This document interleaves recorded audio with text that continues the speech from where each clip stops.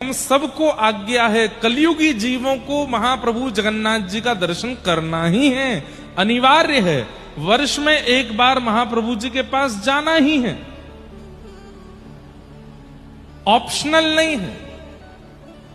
इसमें आपके पास में ऑप्शन नहीं है कि जाए नहीं जाए, नहीं जाना ही पड़ेगा। आप यदि कलयुग में जन्मे हो तो महाप्रभु जगन्नाथ जी को साल में एक बार प्रणाम करना पड़ेगा। क्यों?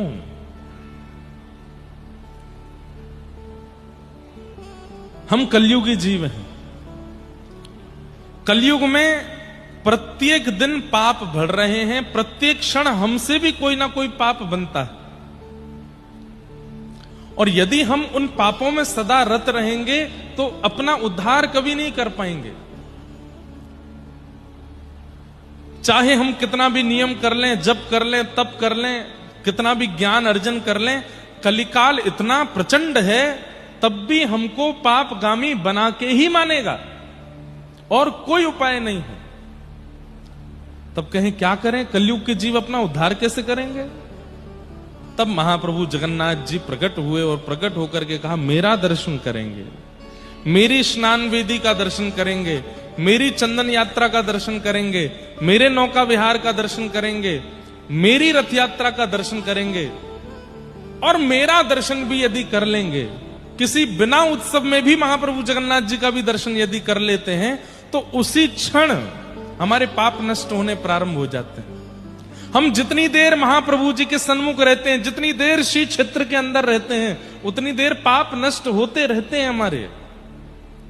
इसलिए कलिकाल में हम लोगों के लिए जगन्नाथपुरी जाना अति अनिवार्य है, पर एक कंडीशन अप्लाई होती है।